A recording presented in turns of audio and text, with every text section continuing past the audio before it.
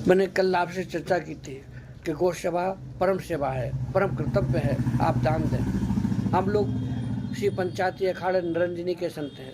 हम लोग संकल्पित होकर चल रहे हैं कि लोग जो लाख, 2-2 लाख, 4-4 लाख रुपए और 10-10 लाख, 20-20 लाख रुपए भागवत प्रवक्ताओं को, रामकथा प्रवक्ताओं को दान करते, उससे मिलता क्या है?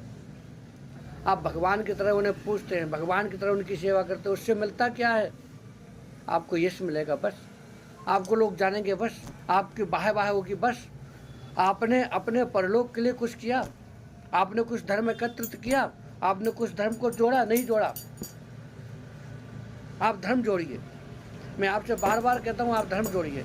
आप उन लोगों से कथा कराइए, सद्भाव से कथा करें, आत्मा से समर्पण भाव से कथा करें और निःशुल्क कथा करें। और निःशुल्क कथा करेंगे तो आप उनको देंगे और उन्हें मिलेगा। ठाकुर जी की कृपा से उन्हें चढ़ोतरी मिलेगी, जितनी भी उनके भाग्य में होगी। ठाकुर जी की कृपा से आप मुट्ठी बंद करके, नेत्र बंद करके उन्हें कुछ दान देंगे, गुप्त दान, तो उन्हें मिलेगा। लेकिन मुँह फाड़ कर ज़्यादा दान लेने से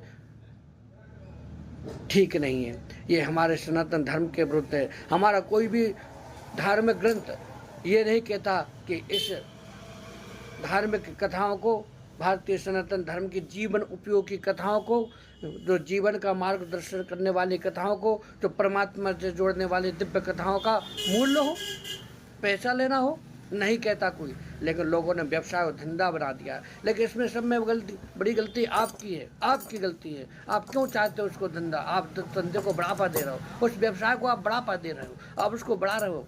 आप धन दोगे तो वो बढ़ेगा, आप धन दोगे तो उनकी जो लालच की भूख है वो बार बार बढ़ेगी। क्यों बढ़ा रहे हैं आप?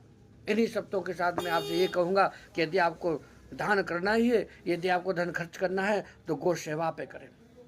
जहाँ गौ माता जगह जगह भटक रही है, शासन ने व्यवस्था की है, गौशालाएं बनवा दी, लेकिन उतना धन शासन से नहीं आ पाता। आप स्वयं गौशाला में जाएं, अपने हरा चारा ले जाएं, अपने हाथों खिला के आएँ, भूसा खिला के आएँ, अपने घर से रोटी बना के ले जाएं, रोटी खिला के आएँ। ऐसा दान करें जो आपके बच्चों के भविष्य को बनाए। बाढ़ पुत्र पिता के धर्मा और खेती उपजे अपने कर्मा। हमारे गोस्वामी तुलसीदास जी ने जो एक इस दोहा को लिखा है, तो मरवक हृदय को मंथन करके लिखा है। और याद रखना, भगवान साक्षात हनुमंत लाल ने उनको मार्गदर्शन किया है कथा लिखने के लिए। इसलिए तुलसी बाबा कोई साधारण संत नहीं थे। उनके एक एक रामायण की चौपाई में जीवन उपयोगी मर्मक अमृत छिपा हुआ है। इन्हीं शब्दों के साथ विराम लेता हूँ। ओम नमो।